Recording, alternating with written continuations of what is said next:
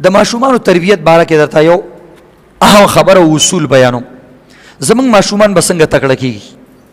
زمونږ بچي یا زمونږ نوکران یا ستا رور ستا نوسې ستا چې هر څه رشته دار دی، ته وایې چې دا زه تکړه کړم.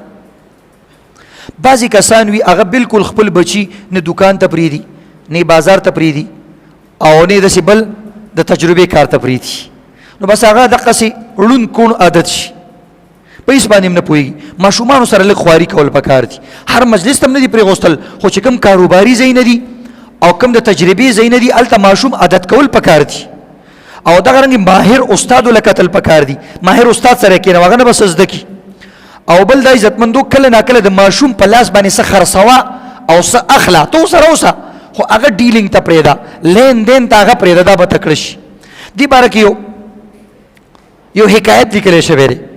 یو بادشاه هغه له یو ځل چا ګفټ کې 2 شاهین باز ورکړه، بازونه، باز چې موږ ورته وایو شاهین، شهباز. 2 بچي ول ورکړه. هغه بچي غټ کړو. د بادشاهانو سره خو خپل حکیمانی ډاکټران می او د پرندو خپل ماهرین یو سره، او هغې ته وویل چې دې ته ته دا تاسو تعلیم یافته کوي، د زناورو خپل تعلیم دی، چې کوم باز له ته تعلیم ورکړي هغه چې تا له ښکار راوړي هغه ښکار هم تا دپاره جایز دی. کوم سپي له چې ته تعلیم ورکړي، کلب معلم دی ته وایي، تعلیم یافته سپی او تعلیم یافته باز، نو د هغې ښکار هم به ته خوړی شي، په بسم الله به پرېږدې. نو هغه باز ډېر مزیدار و. نو ویل ده ته تاسو د ښکار چلو ښایي او د الوتلو چلو ښایي. نو هغه یو باز ډېر تکړه شو او ډېر الوته یې زده کړه، او هغه بل همدغه شان په دې دغه باندې به ناستو، ونه باندې به ناستو، نه پاسېدو. کسان رال بادشاه ته یې ویل چې دا یو باز کمزوری دی او دا څه نه زده کوي او سست دی، تیار خور دی، بس همدغه هلته ناست دي په دغه ونه باندې او خوري او سکي پاسېږي نه، نو دا موږ نشو تعلیم نشو ورکولی. هغه ویل نه دا خو ډېر ضروري ده او دا زما ډېر خوښ دی او د دې به خامخا تربیت کوي. هغه ویل چې 2-3 میاشتې وشوې خو دا ټس نه مس کېږي نه، خوځېږي نه، حرکت نه کوي، حرکت کې برکت دی. هغه بادشاه هغه باز ډېر خوښ و، اعلان یې وکړو، عام اعلان یې وکړو چې کوم سړي زما دا باز اموخته کو او دې ته الوتل زده کړه او دې ته د ښکار چل زده کو، هغه له به زه ډېر غټ انعام ورکوم. نو ده سره خو ډېر تکړه کسانو. یو زمیندار سړی رالی، ویل چې دا خدمت زه کومه. ویل ځه ویې کړه. یو ورځ 2 ورځې پس چې باچا وکتلو هغه باز الوتو، هغه ډاکټرانو حکیمانو او هغه ماهرینو هغه ته الوتل زده نه کړو، دې زمیندارو ته زده کړو. بادشاه ویل دا چا دا کار وکړو؟ ویل چې دا خو یو شډل زمیندار دی، خو بس دا کار یې وکړو. هغه ویل راوغواړه، انعام یې وله ورکړو، خو ویل انعام دله یو بل هم در کوم، خو ما ته دا ووایه چې ده ته دې دا چل څنګه وښودو؟ دا ټول ډاکټران دا څه فیل شو.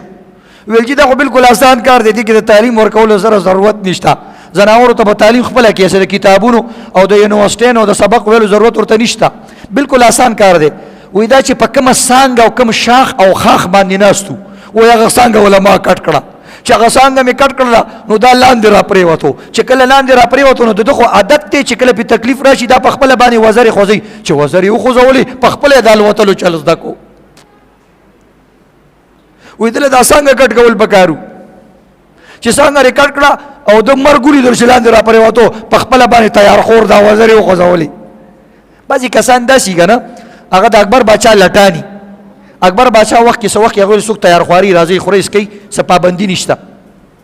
نو هلته به دا خلک پراته وو، بعضې خو په رښتیا لټان وو، بعضې اسې. یو ځل یو لټ آواز وکړو، نو د وزیر ورته ویل چې دا خو ټول لټان نه دي، اور بل کړه څه به ترې وتښتي څه به پراته. نو چې اور یې بل کو، چې کوم کسان لټان نه وه خو وتښتېدل، اسې پراته وو تیار خواره، چې کوم لټان وو نو باقي په رښتیا لټاني. نو هغه یو بل ته وایي، یو وایي اوس وځېدم، دا بل ورته یار ما دپاره م یو پیره ووایه، دا هم نه شو ویلی چې اوس وځېدم. هغه یې ولې ووایم؟ یاد دې نه شي؟ وایي زما په سینه کې باندې هغه انګور تا ماله نه راکول، په سینه مې انګور پراته وو او ما ته دې یو دانه راکړه، خپل لاس یې ورته نه شو اوچتولی. وایي تا ته مې ویل چې یو دانه راکړه او ماله دې نه راکوله. وایي تا دپاره ولې ووایم؟ نو دا د رښتیا لټاني. خو لټانو دپاره لټ اچول پکاري، کوتک او دغه رنګ عزتمندو د سستی علاج چستی بل علاج یې نشته. نو چې کله هغه مارغه ته څنګه کټ هغه را پرېوتلو هغه ځان نو هغه ته احساس وشو چې هلکه زما په دې وزرو کې خو ډېر طاقت دی، دې کې خو پرواز شته، دې کې ترقي شته، او زه دلته ناست وم تیارخور مې ځان نه جوړ کړی. اوس ځه مخکې به صرف توتان خوړل، صرف باجره به یې خوړله، اوس به الوزي، کله به یو مارغه نیسي کله به بل مارغه نیسي، اوچت پرواز وکړو. نو دقه شان عزتمندو خپل دا بچي کله نه کله بازار ته ځان سره بوځئ، سکول مدرسه کې ماهر استاد سره کېنوئ چې هغه د صحیح طریقې سره دغه تربیت ورکولی شي، خپله تربیت ورکوه. دې وجې نه قرآن کې دي چې کوم یتیم ماشوم هغه پیسې تاسو سره پاتې شي، نو دا پیسې ځان سره کېدي چې ډېر ماشومي، خو څه نه څه پیسې ورکوئ. څه نه څه پیسې ولې ورکوئ؟ وایي چې دا په خپله مدد شي که نه، دا تیار خور تی جوړ نه شي. کله نه کله پیسې ورکوه د روټۍ دپاره او دغه رنګې د پیو دپاره، د ټافي وغیره اخیستلو دپاره، صرف د باندې ته خوراک مه کوه، څه نه څه پیسې هغه له ورکوه چې په خپله ځي لین دین کوي.